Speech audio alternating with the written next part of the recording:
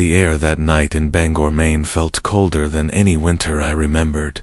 I could feel it pressing against my lungs each time I breathed, sharp and metallic like the scent before lightning strikes. Street lamps buzzed overhead, their yellow halos flickering against the thin fog curling through the neighborhood. My boots struck the cracked sidewalk with the hollow echo of someone walking alone far too late for comfort. I had been out at the public library until closing, buried in research for a history project. My route home was the same as it had been for years, past the riverfront, through a line of narrow streets, and into the quiet sprawl, where the houses stood far apart with blackened yards. Normally I welcomed the quiet. That night, every sound carried farther than it should have. A rustle 2 streets over felt like it was right behind me. The occasional groan of tree limbs in the wind sounded like something breathing. I pulled my hood tighter and tried not to look behind me. There is something about turning around when you already feel followed. It confirms what your body already suspects. The urge to check was clawing at my mind, but I forced myself forward. Halfway down River Street, the fog thickened until it swallowed the outlines of the houses. That is when I heard the first sound that froze me in place. It was not footsteps. It was the scrape of something metallic dragging across pavement, slow and deliberate, from somewhere just out of sight. It came again, slightly closer, the rhythm uneven, like whoever or whatever held it could barely keep it from catching on the ground. I stepped forward carefully, telling myself it was nothing more than a shopping cart abandoned in the street. As the sound drew closer, I realized it was heavier, rougher, and it stopped the moment I moved again. Ahead, the silhouette of an old Victorian house emerged from the fog. It had been empty for years after the last owner vanished without warning. The windows were boarded over, but the porch light was on. I had never once seen it lit. A dull amber glow seeped through the warped boards and spilled onto the wet ground. Every instinct in my body screamed at me to cross the street and keep walking, yet my legs betrayed me. I stepped toward the house. The metallic scraping started again, this time from inside the fog behind me. My pulse jumped into my ears, and I found myself walking faster toward the light instead of away from it. When I reached the front steps, I noticed the boards over the door had been pried loose, the nails twisted and half pulled, like someone had done it in a hurry. The porch smelled faintly of burnt wood and something sour underneath, like spoiled fruit. I told myself I would just peek inside, but as I touched the door, the fog behind me shifted. A shape was standing in it. I could not make out details except that it was tall enough to blot out the street lamp glow. It did not move. My fingers tightened on the edge of the door. I slipped inside without a sound and pressed my back against the wall. The air in the house was warmer than outside, but it carried an oppressive weight. Faint music drifted from somewhere deeper inside, not the modern kind. This was an old crackling recording. Slow violins tangled with a faint hiss, as if played on a warped record player. I inched through the narrow hallway, my shoes sticking slightly to the floor, as if it had been mopped, but never dried. The wallpaper hung in curled sheets, revealing dark wood beneath, and every few feet, there were deep scratches running diagonally across the plaster. I tried not to think about what could have made them. The music grew louder as I reached a doorway. On the left, I leaned in and saw a dining room. The table was set with a feast that looked both fresh and impossibly old. The bread was steaming, yet mold crept over the edges. Meat glistened as if just roasted, yet the smell of decay clung to it. And at the head of the table, an empty high-backed chair faced me. The scraping started again, this time from somewhere inside the house. Not behind me, not outside here. On the same floor. My throat tightened. I scanned the walls until I spotted the source of the light I had seen outside. A narrow hallway at the back of the dining room led toward a faint orange glow, like a single candle struggling to stay lit. The moment I stepped into that hallway, the music stopped. Silence fell so heavily, I could hear the blood rushing in my ears. Then a whisper slid through the air. My name. It was not shouted or even spoken aloud. It was the sound of someone breathing the word directly into my ear while standing far away. I froze, my skin crawling. The whisper came again, closer this time, though the air around me remained still. Halfway down the hallway, my boot struck something soft. I looked down and saw a black leather shoe, scuffed and streaked with something dark. It was still warm. My mind reeled, trying to decide if I should retreat or keep going. The candlelight swayed ahead, and I could just make out the outline of a door hanging slightly open before I could move. Something slid across the floor behind me, a long, thin shadow reaching toward my feet. I bolted for the door. The moment my hand touched it, the glow went out. The darkness that swallowed me felt thicker than anything I had ever known. It was not the absence of light alone. It pressed on my eyes and skin like a living thing, as if the house itself was holding its breath around me. My hand stayed frozen on the doorframe, fingertips brushing splinters where the wood had been worn away. I could hear the faint creak of the floor behind me. Not the deliberate weight of a person, but something dragging slowly, like a wet rope, or the tail of an animal. The sound stopped when I tried to breathe quietly, then resumed the moment my lungs filled again. I took one cautious step into the room, my palm trailing along the wall to orient myself. The air here was colder, carrying a sharp scent of rust and damp stone. Somewhere far above me, a drop of water fell and struck with an echo that told me the ceiling was higher than it should have been for a second. Floor room. The floor shifted under my weight, not just creaking, but bowing slightly, as though whatever was beneath it had rotted away. I hesitated, weighing whether to risk crossing further or to turn back into the hall. But then the hall itself betrayed me. From behind, the faint glow of orange light returned, seeping under the crack at the base of the door I had just come through. It flickered once, twice, then steadied. Against that faint light, I saw a shape kneel down, its hands pressed flat to the floor as though it was smelling the wood. I could not make out a face, but I could see long strands of hair swaying gently as the figure tilted its head toward me. My chest clenched. I stepped further into the room until the door was at my back. The figure did not follow. It remained crouched, listening, its body unnaturally still. I felt along the wall and found another doorway, narrower and lower than it should have been. I crouched and slipped through. My shoulders scraped rough stone, and the air tasted older here, almost mineral. When I emerged on the other side, I was standing in what looked like a root cellar, but the walls were made of brick so black it absorbed the light from the single candle burning on a wooden crate in the corner. On the crate sat a row of glass jars. Each was filled with clear liquid and something suspended inside. At first I thought they were pieces of fruit or vegetables. Then I saw the curve of an ear in one, the small shape of a hand in another. They were too small to belong to any adult. My stomach lurched, and I staggered back. The candle flickered violently. The scraping sound returned, but this time it came from above. Dust sifted down from the ceiling. I looked up and saw thin fingers pushing between the gaps in the brick, nails clawing gently at the mortar. They moved with slow, deliberate patience, as if they knew I had nowhere to go. A cold draft swept through the room, snuffing out the candle. I was plunged into darkness again, but not silence. Somewhere in the blackness, a voice whispered another name, not mine. This one was spoken with tenderness, almost sadness. Then there was the sound of bare feet stepping onto the cellar floor. I backed away until my shoulder hit the wall. I reached sideways, and my hand brushed a wooden handle. Without thinking, I gripped it. It was a door, rough and unpainted. I pulled. It opened, and the smell of soil rushed over me. A tunnel stretched ahead, narrow and uneven, the dirt walls reinforced with old beams. I stepped inside, crouching low.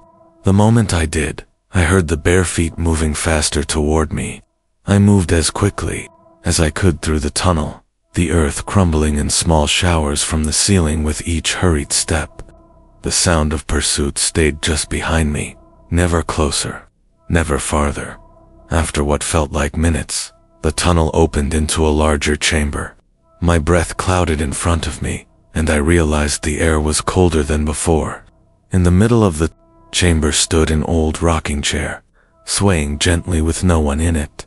There were markings scratched into the dirt floor around the chair, circles intersecting with jagged lines, all smeared as if someone had tried to erase them with their hands. My eyes caught on something at the far side of the room, a ladder leading upward to a faint square of moonlight. I sprinted toward it. My hands gripped the sides and I climbed fast, the rungs bending slightly under my weight. Halfway up, I heard the sound again. Not footsteps this time, but breathing, right below me, wet and heavy. I did not look down. When I reached the top, I pushed against the hatch. It resisted, as though something pressed down from the other side. My muscles strained, my palms slick with cold sweat. The breathing grew louder, now mixed with a faint laugh. With one last surge, the hatch gave way and I tumbled out into the open night. But I was not outside the house. I was standing in the dining room again, the feast on the table now crawling with insects. The chair at the head of the table no longer empty. The chair at the head of the table was no longer empty. A woman sat there, her hands folded neatly, her face pale as moonlit stone. She was dressed in black, not in the smooth, clean way of a formal gown, but in layers of fabric that hung unevenly. Some shredded, some soaked through with a liquid so dark I could not tell if it was water or something thicker. Her eyes did not blink. They were open wide enough to show the full curve of the whites all the way around the iris, yet they seemed blind, unfocused. Her lips, however, were curved into a smile that showed no teeth. Only a thin line that did not change, even as her head tilted ever so slightly toward me. I could not tell if she was breathing. The insects covering the food made a low chittering hum, and I realized the sound was moving with the air in the room, circulating like the room itself was exhaling. The woman's hair hung in long ropes over her shoulders, strands sticking together as if they had never dried. I tried to step backward toward the hallway, but the floor groaned under my weight. Her head twitched at the sound, not turning, in a smooth human motion, but jerking as though pulled by an invisible string. Then she stood. Her body was impossibly tall, her head nearly brushing the low ceiling beams. I knew without needing to see her feet that she was gliding toward me, the fabric of her clothing whispering against itself with each movement.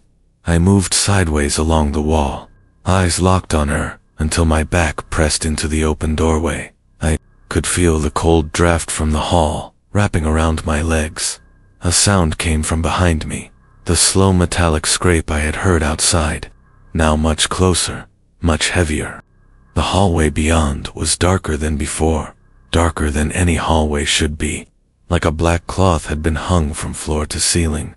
The woman stopped halfway across the room, her smile widened, but not with her mouth. The skin on her cheeks stretched, pulling toward her ears without the rest of her face moving. My stomach turned. A figure stepped into the doorway opposite me, just far enough into the candlelight to reveal a face. It was my own. Every detail was perfect. The same hair, the same shape of eyes, the same faint scar along my jaw, but its skin was damp and glistening, and its eyes were completely black. It tilted its head in perfect mimicry of my own reflex when confused, then smiled, the expression splitting far wider than a human mouth should allow. I was trapped between the two. The woman's long arms began to lift, fingers unfurling until they stretched far too long, nails glinting faintly. The other me began walking forward in slow, deliberate steps, its wet footprints marking the wood. A violent rattling shook the walls. Plates fell from shelves and shattered on the floor. The candle on the table went out, leaving only the faint yellow light spilling in from somewhere far away, and in that dimness I saw more figures now in the room. Dozens. Their bodies lined the walls, all of them still, all of them facing me, their heads tilted at the same unnatural angle. They began whispering, not words, but a rush of sound like air escaping 100 lungs at once. My chest tightened until I could barely breathe. The other me was close enough now that I could smell the damp rot in its breath. Something touched my shoulder from behind, a hand, small, cold. I turned my head slowly and saw a child standing in the blackness of the hall, her eyes missing entirely, her mouth stitched shut with thin wire. She pulled at my sleeve and pointed upward. In the ceiling above the table was an open hatch I had not noticed before. From it poured a faint, shifting red light. I did not think. I tore free from the child's grip and ran straight toward the table, using the chair as a step to launch myself upward. The moment my hands caught the edge of the hatch, something seized my ankle. Fingers, thin but impossibly strong. I kicked hard, once, twice, feeling nails tear at my skin. I pulled myself up into the hatch. The red light grew brighter, hot against my face. I scrambled forward until I collapsed onto a flat wooden surface. The sound below changed instantly. All the whispers turned into a single, piercing scream that rattled my skull. I looked up and realized I was in an attic, but the walls were not wood. They were made of hundreds of doors, each one different. Some painted, some splintered, some metal, some carved with shapes I could not recognize. Behind every door, something was knocking to be let out. The knocking came from all directions. Some doors thudded heavily as though struck with fists the size of shovels. Others rattled with quick, frantic bursts, like small animals trapped inside. One door near my left trembled so violently that dust sifted from its frame, yet the handle remained still, as if whatever was on the other side did not need it to get through. The air in the attic was stifling. The red glow seeped from cracks between the doors, but it pulsed faintly like a heartbeat, and each time it did, the knocking grew louder. My pulse fell into step with that rhythm without my permission. I backed away from the center of the room, eyes darting from one door to the next, trying to decide if any were safer than the rest. But then I noticed one detail that froze me. In the far corner, there was a door that was not flush with the wall. It stood slightly ajar, a thin strip of darkness showing through. No light, no glow, only black. And unlike the others, it was silent. I moved toward it, keeping my steps slow. As I neared, I saw that the wood was warped and darker in patches, almost as though it had been burned. The air around it was colder, cutting through the stifling heat of the attic. I put my hand against the edge and felt the dampness of condensation. Before I could open it, the knocking behind me stopped. Every single door fell silent at once. The absence of sound was worse than the chaos had been. I turned slowly, heart pounding. All the handles on all the other doors began to turn at the same time. I did not wait to see what would happen next. I stepped into the darkness behind the burned door. The air shifted instantly. My feet no longer pressed on wood, but on stone, slick and uneven. The door closed softly behind me without a sound, and when I reached back to find it, my hands met only rough wall. Somewhere ahead, a faint blue light shimmered against the stone, reflecting off shallow pools of water scattered along the floor. I followed it, the walls narrowing until they brushed my shoulders. The smell of the house was gone. Here the air smelled of deep earth and salt, as though I had stepped under an ocean. The passage opened into a vast cavern. In the center was a lake so still it mirrored the cavern ceiling perfectly. On the shore stood a single figure, tall and unmoving, wrapped in a cloak that reached the ground. They faced the water, not turning as I approached. I stopped several feet away, my voice low, though I had no reason to whisper. "Who are you's figure?" Raised a hand and pointed to the lake. I followed the gesture. Beneath the surface, shapes moved, human shapes, pale and slow, drifting like they were suspended in syrup. Their hair swayed in the water, as though caught in a current I could not see. I took a step back, my boots splashing in a puddle. The figure finally turned to face me. Its face was covered by a mask carved from bone, the eye holes black and hollow. The jaw of the mask was hinged, and as it opened, the sound of rushing water filled the cavern. The surface of the lake began to churn violently, the pale figures beneath rising toward the air. The cloaked figure stepped aside, and I saw that where they had been standing was a narrow boat, just large enough for one person. Inside it lay an oar, its surface carved with symbols that seemed to shift when I looked directly at them. A voice reached me, not from the figure, but from everywhere at once. It told me to choose, cross the water, or stay where I was. The voice made no threat, no promise, but each word was soaked in a weight that made my chest ache. Behind me, the tunnel was gone. The only way out was across the lake. I stepped into the boat. The moment I sat, the cloaked figure pushed it into the water without touching it. My hands closed on the oar, and I began to row, the blue light reflecting off the ripples I made. Halfway across, the pale figures broke the surface. They were not breathing. Their eyes were open, mouths slightly parted, and they reached for the boat with slow, jerking movements. One gripped the edge, its nails cutting into the wood. Another rose behind me, its head lowering until its lips hovered near my ear. It whispered, "My name." The lake's surface dropped suddenly, as if something massive had drained the water beneath. The boat tipped forward into a dark void, and I was falling.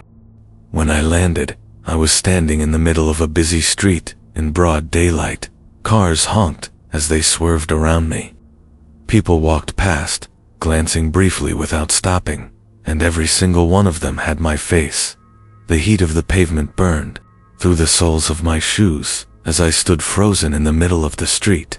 The air smelled faintly of exhaust and hot asphalt, but beneath that was a sweet metallic scent that clung to the back of my throat.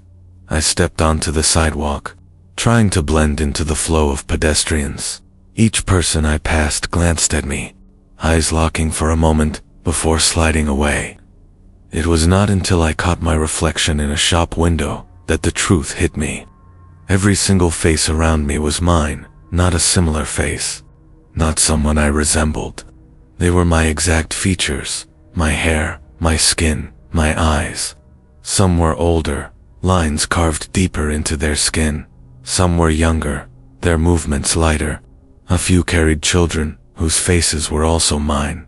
I turned away from the window and kept walking. The city stretched in every direction, but the buildings were wrong. Their architecture was familiar, yet slightly off, as though someone had rebuilt them from memory, but forgot key details. Windows were too tall or too narrow. Doorways sloped at angles that defied sense. Signs bore words I recognized, but the letters were rearranged into meaningless sequences. The crowd moved in unison, not hurried, not slow, but perfectly synchronized. At first, I thought it was coincidence, until I noticed they were all taking steps in the exact same rhythm as me. When I stopped abruptly, the entire street stopped. No one looked at me directly, but I could feel their attention shift, like a change in pressure before a storm. I turned down an alley, the walls on either side narrowing. The crowd did not follow, but their synchronized footfalls echoed faintly behind me, as if they were waiting just out of sight. The alley ended in a blank brick wall. I turned back, and standing at the mouth of the alley was one of them, one of me, but different. Its clothes were shredded, hanging in strips from its frame. Its eyes were darker, the irises nearly black, and its mouth stretched into a smile that felt too wide. It stepped forward. My instinct was to back away, but when I turned toward the brick wall, it was no longer solid. It had softened into a rippling surface like liquid mercury. The reflection staring back at me was not mine. It was the cloaked figure from the cavern, the bone mask tilting slowly to one side. The figure raised a hand and placed it flat against the shimmering surface. I felt the cold seep through the air into my bones. Behind me, the other version of myself whispered something low and hoarse. I strained to hear, but the words dissolved before they reached me. The sound was wrong, layered, as if it came from more than one throat. The wall pulsed under my hand, and without deciding to, I stepped through. Darkness swallowed me whole. I landed on my knees in a narrow hallway, lit only by a row of flickering bulbs overhead. The walls were papered with photographs, hundreds, maybe thousands, all of me. Some showed me sleeping, others eating, others standing in places I did not recognize. In one, I was sitting at a table with someone whose face had been blurred into nothing. I tore one photo from the wall. On the back, written in jagged black ink, was a date, tomorrow's date. The bulb above me popped, glass scattering at my feet. Another burst further down, then another. The darkness chasing toward me. I ran. The hallway twisted sharply without warning, leading me into a wide room with no windows. In the center sat a single chair. A man was tied to it, his head hanging forward. I approached slowly, unsure if he was alive. When I reached him, he raised his head, and I realized, with a cold rush, that I had never seen his face before. He looked at me with tired eyes and said my name. Then he added, "You brought me here." The sound of my name in his voice was wrong. It did not echo like the others I had heard in this place. It carried weight, like he had said it many times before. I asked him who he was. He smiled faintly as though the question was ridiculous. "You know who I am." I shook my head. My voice cracked when I told him I had never seen him before. He tilted his head, studying me in silence, his eyes tracing my face in slow, deliberate movements. Then he said the same words again, slower this time, as if willing them into my mind. "You brought me here." The rope binding his wrists was frayed, strands hanging loose. The more I looked, the more I realized they were not ropes at all. They were something organic, pale and fibrous, almost like tendon. They pulsed slightly in the dim light. I reached out instinctively, but stopped before touching them. They looked too much like they could tighten. The man's voice dropped to a whisper. He said, "The hall you came from will not be there when you turn around." I turned my head quickly and felt the bottom drop out of my stomach. The hallway was gone. In its place was a dark archway that seemed to breathe. The blackened side it shifted and rolled like ink in water. I stepped backward toward the man, my eyes fixed on that archway. A shape moved inside it, just far enough back that I could not see detail, but I could feel its attention on me. The man's breathing quickened. He said that once it steps through, I would never be able to leave. His voice was not panicked, it was resigned. I told him we had to go, that we needed to find another way out. He shook his head, his eyes closed. "It is not after me." A sound came from the archway, not like footsteps, but like something dragging against the floor. My throat tightened. I untied one of the fibrous ropes, surprised when it split apart easily under my hands, warm to the touch. The man did not move to free himself. Instead, he leaned toward me and spoke quickly, urgently. "When you hear the sound, stop, run to the left. Do not look at its hands. If you see its hands, it is already too late." I wanted to ask what it was, but the sound was getting closer. The dragging accompanied now by a low clicking, and then it stopped.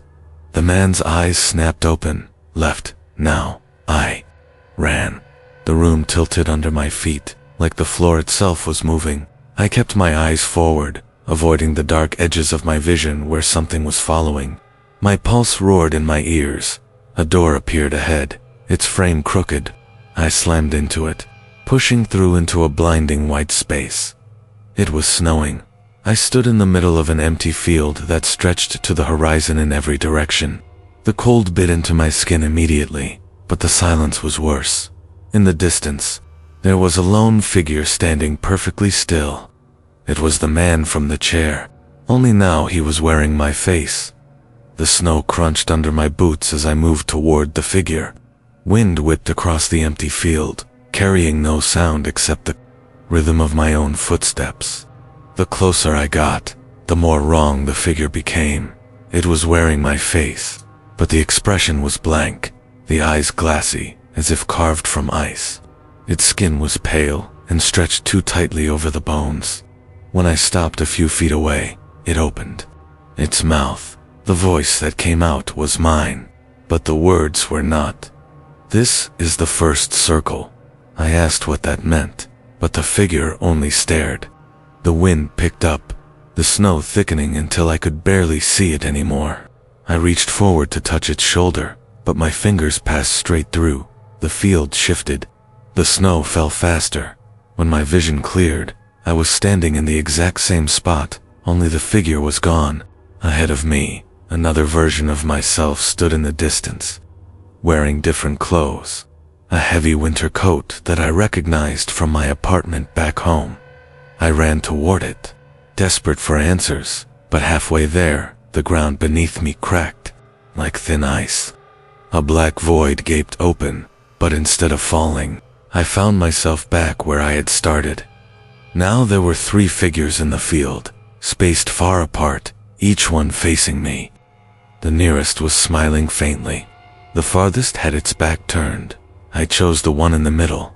As I approached, I realized its smile was fixed, unmoving, the skin around the mouth splitting as though the expression had been cut there. It spoke, without moving its lips. "This is the second circle." I demanded to know who was making them say this, but it was as if they could only speak what they had been given. The wind howled louder, rattling through my bones. A flash of movement caught my eye. The farthest figure had turned its head, just enough for me to see that its eyes were missing entirely. I froze. The nearest figure tilted its head toward it, and whispered in my ear without stepping closer, "Do not go to the third." The snow rose around me like a tide, the wind screaming so loudly it was no longer just sound. It was voices layered over each other, all speaking my name. When the snow cleared again, I was standing in front of the third figure. I had not walked there. It was just there, inches from my face. Its skin was cracked and dry, its mouth stitched shut with black thread, yet I could still hear it speaking inside my head. "This is the last circle." The ground beneath us split wide. Something moved below. The ice, enormous and slow, its shadow stretching far beyond sight. The figure reached up and began pulling the stitches from its mouth one by one, the thread snapping wetly. With each stitch gone, the wind died a little, until the field was silent again.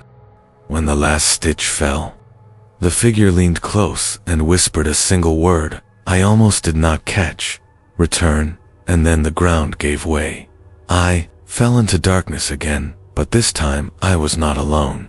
Something fell with me, its weightless form brushing against my arm, its breath cold against my ear. I hit the ground hard, not ice this time, but asphalt. I lay there for a moment, catching my breath, the smell of wet pavement and gasoline heavy in the air. The darkness was gone.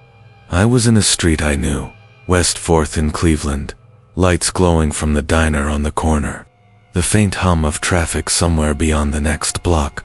For a second, relief flooded through me. I was home. Somehow I pushed myself up and started toward the diner. The neon sign buzzed faintly, just like I remembered.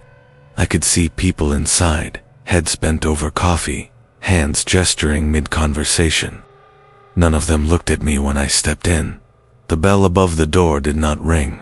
I moved between the booths, searching for a familiar face. There were none, and yet, the people here looked wrong. Not in an obvious way, but their movements were slightly delayed, like every gesture had to be remembered before it was made. I slid into an empty booth. A waitress came over almost immediately, pen and notepad in hand. Her uniform was spotless, but her shoes were caked in fresh mud. She asked what I wanted. I told her black coffee.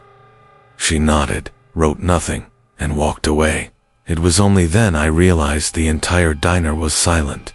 I could see mouths moving, silverware clinking against plates, but there was no sound at all except my own breathing. I stood quickly, backing toward the door. When I turned, the window beside it no longer showed the street. It showed the snowy field. The three figures stood there, unmoving, their faces turned toward me. I shoved the door open, desperate to get outside. Instead of the street, I stepped into my apartment. My real apartment. The smell of coffee from the kitchen, the lamp I had left on in the corner, everything exactly as I had last seen it. I should have been relieved. Instead, my chest tightened. It was too exact. I walked to the window. Outside was darkness, pure and absolute. No city lights, no buildings, no street. Just black stretching forever. A sound came from behind me, my own voice saying my name. I spun around. There was someone sitting in my armchair by the window. My own face, again, but this one was smiling in a way none of the others had. You came back, it said. Now you do not have to leave, again. The lamp in the corner flickered. The walls seemed to bend inward, just slightly, like the room was breathing. I told it I was leaving. It shook its head, still smiling. You never left, and then I heard it. The dragging sound from the archway, somewhere in the apartment, getting closer. The dragging sound grew heavier, wet and deliberate, as if something enormous was pulling itself across the floorboards. The figure in my chair did not look toward it. Its eyes stayed locked on me, the smile stretching just a little too wide. I backed toward the kitchen, scanning for anything I could use as a weapon. My hands closed around a carving knife from the counter. The weight of it steadied me for half a second before the light above flickered violently, casting the room into stuttering shadows. The dragging came closer. I caught a glimpse of it rounding the doorway, not a person, but a shape, black and shifting, dragging something that looked like a length of fabric, but moved like muscle. I gripped the knife tighter and lunged toward the window. The glass should have been cold, but when I touched it, it felt like warm skin. I stabbed at it. The knife went in halfway before the window rippled, swallowing the blade and pulling at my hand. I wrenched it free, stumbling backward. The thing in the doorway stopped moving. Slowly, it rose up until it filled the frame, its head nearly brushing the ceiling. No face, no features, just a surface like stretched cloth, pulsing faintly. The figure in the chair spoke. You were not supposed to see it. I demanded to know why I was here. No one answered. The shadow in the doorway began to move again, but not toward me. It went to the walls, pressing against them, stretching them outward, as if testing their strength. The room shuddered. A seam appeared along the far wall, thin but deep, spilling blackness. I moved toward it, and for the first time the figure in the chair's smile faltered. Do not open it. I ignored it, digging my fingers into the seam, pulling. The wall split like paper, revealing not the snowy field, not the street, but a corridor. Narrow, endless, and lined with doors. From behind each door came sounds, weeping, scratching, laughter, the clink of chains. The air was damp and carried the smell of earth and rust. I stepped through. The door behind me vanished, sealing me in the corridor. The lights above were bare bulbs, swaying slightly, though there was no wind. I walked. The first door rattled violently as I passed, something thumping against it from the inside. I reached for the handle, cold, metal, slick with something wet, but before I could turn it, a whisper came from behind me. Not that one. I spun. No one was there. The corridor stretched farther now, longer than before, the doors multiplying. I realized with a slow, sick dread that the hall was not leading me anywhere. It was circling, folding in on itself like the field had. A low hum began to rise from the walls, vibrating through my teeth. My knees buckled. I pressed my hands over my ears, but it only grew louder, now carrying words I could almost understand. You belong here. You always did. The lights above flared white, and when my vision cleared, every door along the corridor was open. Something stepped out from each one. All of them were me.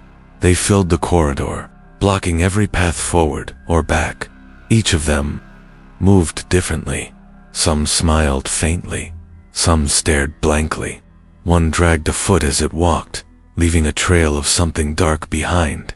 But they were all me. Every scar I remembered, every mole, every old burn mark, replicated perfectly. The hum from the walls deepened, vibrating into my chest. The air thickened, as if I were breathing water. The nearest version of me stepped closer, and I saw its eyes were entirely black, like two pits cut into its face. I asked them what they wanted. The one with the dragging foot spoke, its voice the same as mine but layered with something older, deeper, like a second voice speaking inside it. "We want you to stop running." They moved in unison now, closing the distance, their footsteps making no sound. I backed into one of the open rooms behind me. Inside was nothing but darkness, thicker than shadow, pressing against my skin like fabric. When I stepped into it, it was warm. It was alive. A hand, my own hand, reached out of the darkness and pressed against my chest. My heart slowed instantly, my knees buckling. I felt the ground fall away beneath me. When I could see again, I was back in the snowy field, alone. The sky was the same washed-out gray, the snow unbroken except for the archway standing ahead of me. The dragging sound was gone. My breath hung in the air. The only movement, I turned in a slow circle. There was nothing else here. No trees, no road, no sound but the faint crunch of snow under my boots. I walked toward the archway, expecting the cold to bite at my skin. Instead, the air grew warm, almost humid. A voice whispered just behind my ear, mine again, but calm this time. "You made it home." I stepped through, and I was in my apartment. The light was on in the corner, coffee on the table, the faint hum of the refrigerator in the kitchen. It was exactly as I remembered. Exactly. I went to the window. Outside was darkness again. No street, no city, only black. Something moved in. The reflection of the glass, not behind me, but within the reflection itself. My own face, smiling. "You see it now," the reflection said, without moving its mouth. I touched the glass. It was warm again. The reflection leaned closer, pressing its forehead to mine through the surface. "It is not that you cannot leave," it said. "It is that there is nowhere else to go." I tried to pull away, but my forehead stuck to the glass. My reflection's mouth opened, wider and wider, until it was nothing but a black void. The warmth turned to heat. My skin began to blister. My vision narrowed. I heard the hum again, closer this time, coming from inside my skull. Then the glass gave way, and the darkness swallowed me whole. I landed on cold stone. Above me stood the three figures from the field, their faces finally visible. All three were mine. "Welcome back," they said together. The hum never stopped.